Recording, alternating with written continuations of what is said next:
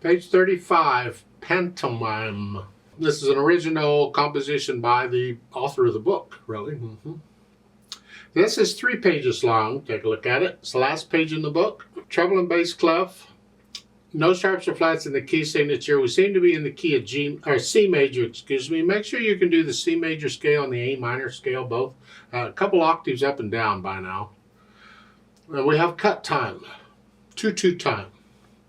Again, when I approach learning a piece of music that's in cut time, I pretend that it's in 4/4 time to learn it. And then once I have the rhythms and the notes and all that worked out, then I go back and put it in cut time. So I'm going to talk about this as though it's in 4/4 time and a quarter note gets a count.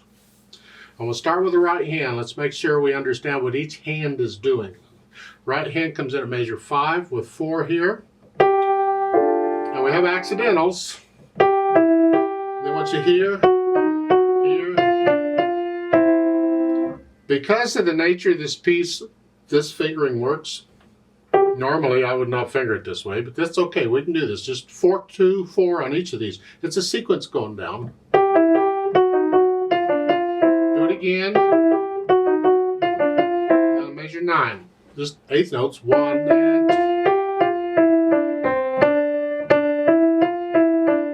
Okay. And then I'll measure 13. You're doing the same thing now, but an octave higher.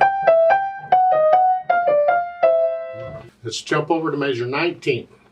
Here you're going to hold the whole note down for 7 counts, and while you're holding it down, you're going to do a D, an E, and a G in the right hand. So it's 1, 2, 3, 4, 1, 2, 3. This is the rhythmic pattern the left hand's been doing all along, and it'll make more sense when we put the hands together. But it's just 1, 2, 3, 4, 1, 2, 3, rest, and then measure 21, 2 beats rest, and then we have a mess. Well, look at this. Spell out the chord. We always just spell out the chord and figure it out. You have a D flat, an E flat, an F, and an A flat. These notes, it's this. If you can do this fingering, that's fine. If your hand can't fit up in here, you got to do that finger. Whichever. But that's that. That's what you wanted. And then you come down here for the G chord. 1 and 2 and. See, on the measure 22, they put both staves together. So you have to consider both staves when you're counting here, because neither staff has 4 counts in it, but when you put them together, they do. So on the upper staff, you get an 8th rest first. 1 and 2 and. And then next measure, 1. Then you do it again. Up here, same thing. Measure 29. What is this thing? Well, again, spell out the chord. It's a C, a D, an E, and a G. So that we're just going to do that. 1, 2, 3, 4, 1, 2. And then the next one, you get the same chord, but an 8VA above the staff takes you up here. 1, 2, 3, 4, 1, 2. Measure 33, you're still got the 8VA, so you're still up here. Because the notes are written here, and we just go up an octave here. We do that for a while until, what, measure 41 or so. The last measure with the 8VA in it, you're up here, and then the 8VA went away, and then the next measure, you're down here. And then measure 43, you're down here. Okay. Then the last 2 measures. Half note. You can come up here if you want. I prefer to just catch all of that's really the chord. It's a 6th chord. So I would prefer to just finger it that way. I'm just going to here and then reach up here. But you can come up here if you want. I just don't like moving my hands around. And then in the last measure, the right hand gets the first 8th note as a C, and that's it. The left hand finishes. Speaking of left hand, first 4 measures is like an introduction, and that kind of sets the mood, and this pattern is all over the place. It's a here and a G and an A together. So you're not in a 5-finger position, you're out. 1, 2, rest, rest. You get the idea? Let's go over to, on page 36, measure 21. You're here, and you get treble clef for measure 22. It's a D flat, an F, and an A flat. You can do this fingering and stay out here, or if you want, you can come up here. It's up to you, but it's 1 and 2 and, because the two hands are together, so for the counting, you have to consider both staves here. So it's 1 and 2 and 3 and 4 and 1. Okay. Then at the end of the line, you see the bass clef. So you get bass clef back, you're down here. For one measure, and then you get treble clef back. For measure 26, you're back up here again. 1 and 2 and 3 and 4 and. And then the last measure of the page, measure 28, you get bass clef, and now you're down here. And 2, because we want to be in this position. If you look at measure 29, we're in this position, so we just use 2. And that way we're there. Now measure 31, when you get the AVA above the top staff, that's only for the top staff. The left hand stays where it's at. Let's go down to measure 41. You get treble clef, you're up here, 1 and 2 and 3. And then the next measure, you get bass clef, you're here. And then the next measure, you're down here, you're still bass clef, you're way down here. It's the same note names the right hand's playing, but you're 2 octaves lower. And then in the last measure, you play the last 2 notes. Put the hands together. This should be interesting. Start at measure 5. When they're together, you're here. Just take it slow and easy. We just want to know which fingers and which hands are playing at the same time. Here. Again.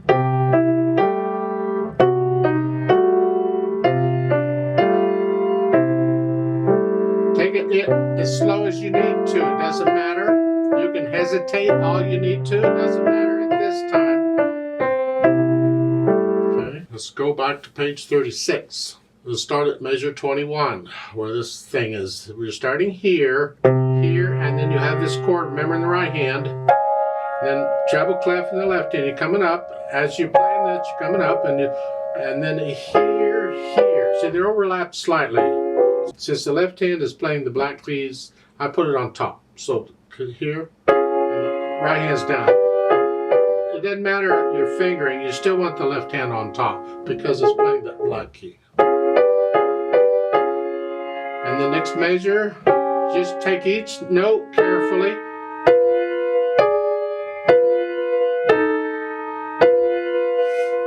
And be careful here because this throws some people. The accidentals.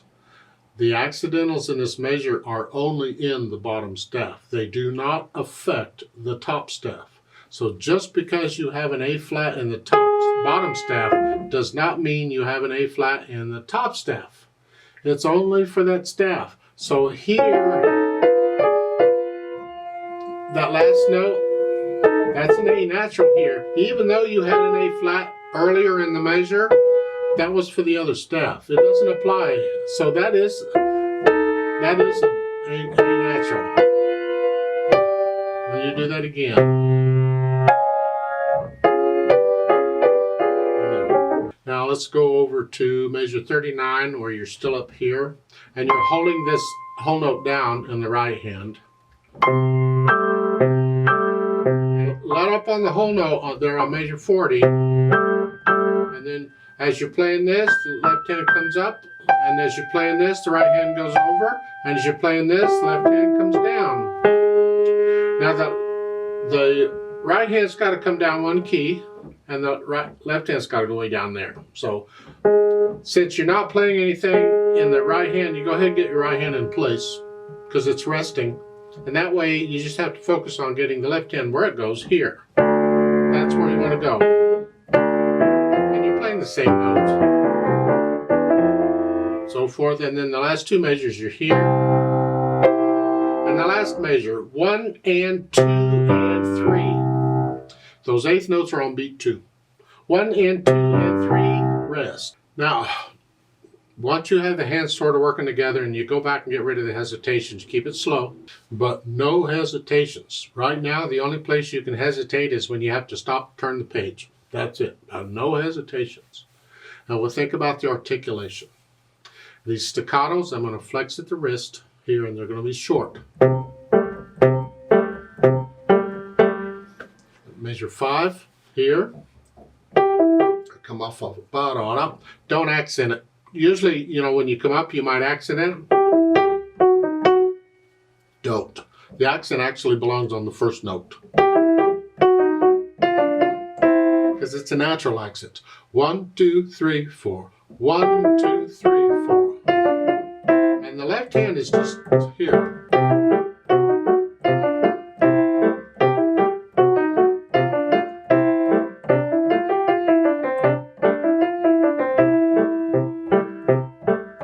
Get the idea? You don't have to go that fast at first. You work it out so the articulation is working for you. You get over to measure 21. There's sforzandos here, and a sforzando is the strongest accent there is. It's a musical bang. Don't tense up and pound on the piano. Let the wrists stay loose, but it's loud. Here. Staccato. You do that again. Okay. And then measure 29, you're back like you were at the beginning. Yeah. Let's go down to the bottom line. Well, let's start at measure 42. You're here. Sforzando, land on that, but let the wrist collapse a little bit. Don't bang on it. Just, that's a fermata. Hang on to that for a little bit. Get ready to go on and then connect. Accents, accent, and then just connect. And the last note staccato. That's sort of the articulation. It's really better if you can get into it and you get comfortable with it and you start feeling it. You feel this articulation. Same thing with the dynamics. So you're soft at first, whatever you think soft is. And measure 5, remember it applies to the melody. Mezzo piano. So just a little louder than you were at the beginning. Keep the left hand in the background. And now you get down to measure 13. You go up a little bit to moderately loud, mezzo forte.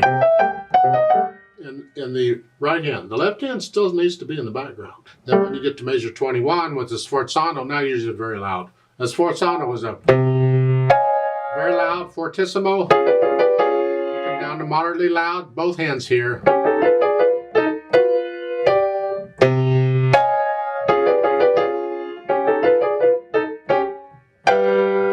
And then measure 29, you're moderately loud, both hands. Measure 30, you come down a bit. And moderately soft, both hands come down a little bit. And now go back up to moderately loud in the right hand. Left hand stay in the background. Here. Then they give you another moderately loud on measure 41, excuse me. I'm already moderately loud. So that gives me the impression of, assuming it's not an error, that somewhere along the line between measure 33 and measure 40, you either got louder or softer, whichever. You adjusted it. And this is because when you play it, you play by feel, I hope, and you might feel it a little different. So if whatever you've done, when you get to measure 41, make sure you're moderately loud. And we're going to go all the way up to very loud here. So moderately loud, a little louder, a little louder, boom. So each one's just a hair louder until you hit the boom. And then back down to moderately loud for the last line, both hands here. And then go up to loud. With an accent, that makes those very loud notes on piano, because that's what an accent on piano does. It just takes it up a notch. So if they mark it forte, that's loud, but when you add the accent, that makes it very loud. So you've gone from moderately loud up to very loud here at the end. And then very loud at the end, just boom. Stay relaxed, as if you can have good luck with that, but yeah. And then next we'll think about the speed. Well, this is where I got to put it back and cut time. 1, 2, 1, 2, and it's got to be the overall feel of the music, not the speed of the beat. How fast is this?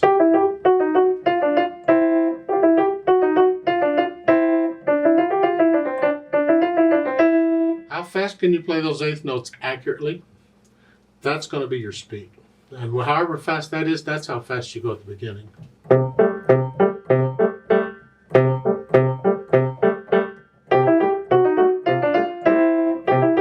And you keep pretty much the same speed throughout until you get to around measure 42. They give you a RIT. You're building up to a climax, you're slowing down. So start at measure 41. You're up here moderately loud, louder, louder. Here. So you're slowing down, you're doing that. And then the odd tempo of measure 43 means resume what you were doing before you slowed down. So however fast you were going, that's it from that point on. Now, finally, they've added pedal. Okay, well, why are we using pedal? What's it for? Because if you're going to use it, it's not just because the music says to.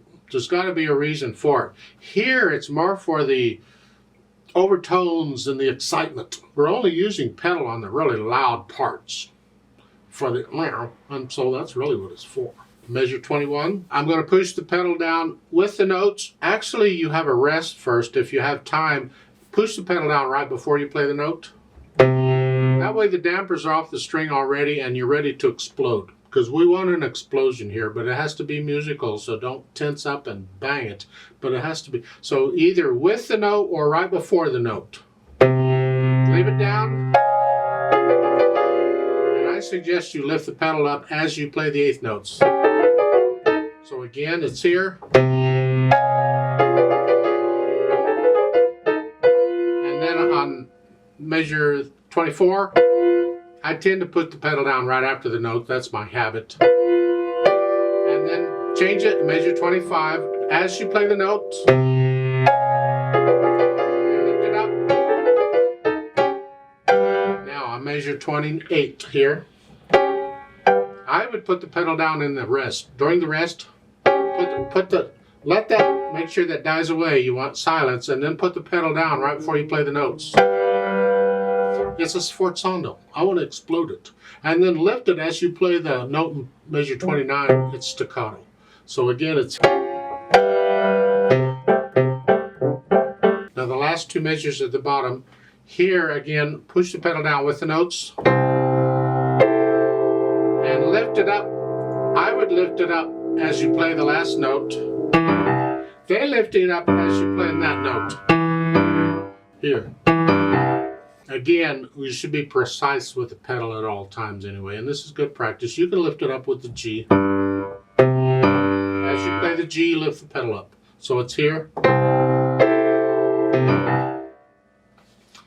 You cover up the rest, but that's what she marked. Okay. Now finally, there's a page turn in this. How do we handle the page turn? Because if you're playing this for people and you don't have it memorized, you got to be able to get the page turned without messing up the beat. Don't mess up the beat. I've heard people performing, reading music, and they actually stop, turn the page, and then continue. I want to spank them. No. The beat goes on. You figure out a way. Now, the first choice is always memorize the piece, if possible. Just memorize it. If you can't quite do that, then maybe you can memorize page 35. If you can at least memorize that much of it, then you can just leave it on, turn to page 36, and you don't have to worry about it. But if you haven't done that, maybe you get somebody to turn the page for you, somebody who's around who will do it for you. That's nice. Teachers do that, but maybe teachers and somebody else around. Nobody's around to do it for you, and you have to do it yourself. You got, then what? Well, it depends on the music. The last resort is leaving out notes. We don't leave out notes if we can help it. So if there is any time where one hand is resting, that gives you a chance to turn the page with that hand. On this one, the left hand rests for a little bit on measures 10. That's the last one. So if you could memorize the last line, you could turn the page when you're doing measure 10. Here. Although this moves so quick, I don't know if you have time right there or not. So otherwise, we have no choice but to leave out notes. Now you don't leave out melody notes. In this case, it's the right hand. You've got to have those, which means you've got to leave out the left hand. So you simply have to stop playing the left hand somewhere, continue with the right hand as you turn the page, and then you can start bring the left hand back in again. But the beat has to be a steady beat. That's what's important. How much you leave out depends on how quickly you can get the page turned.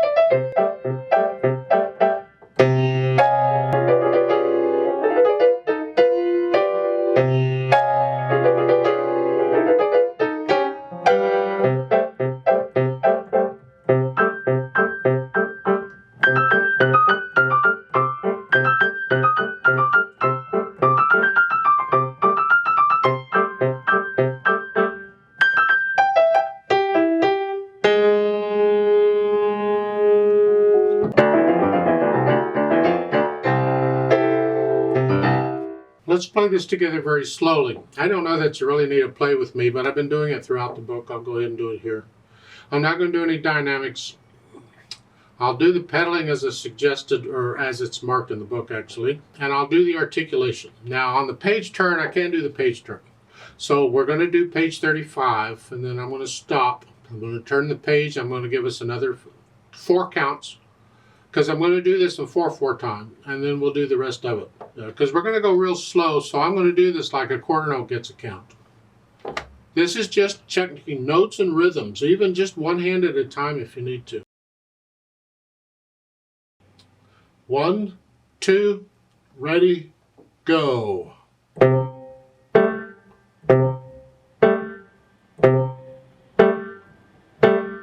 Rest.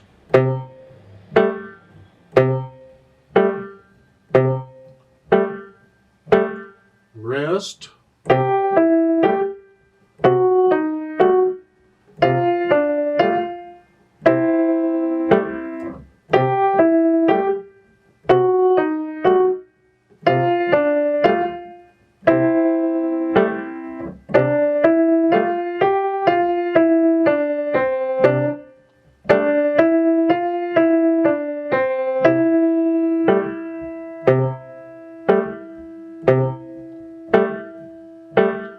Rest.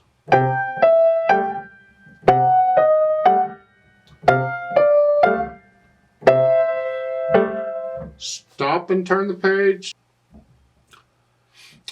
1, 2, ready, go.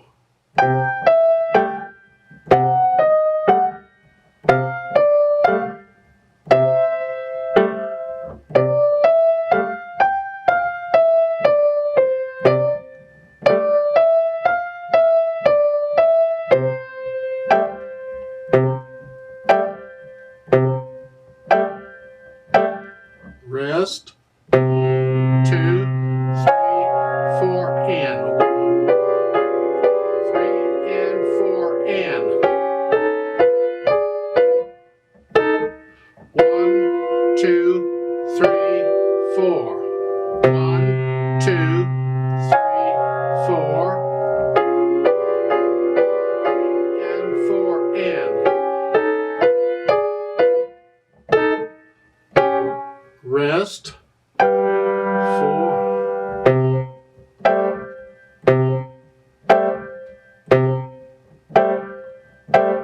Rest.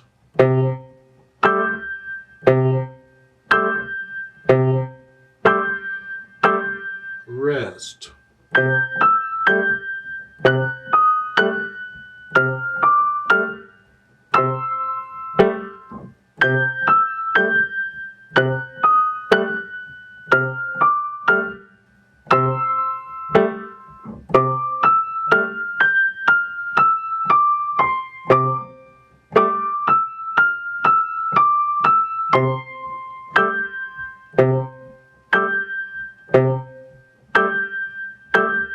Rest.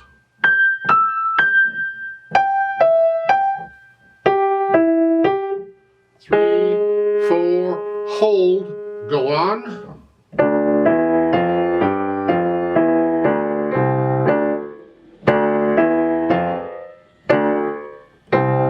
Two, three, four, one and two and three and rest end.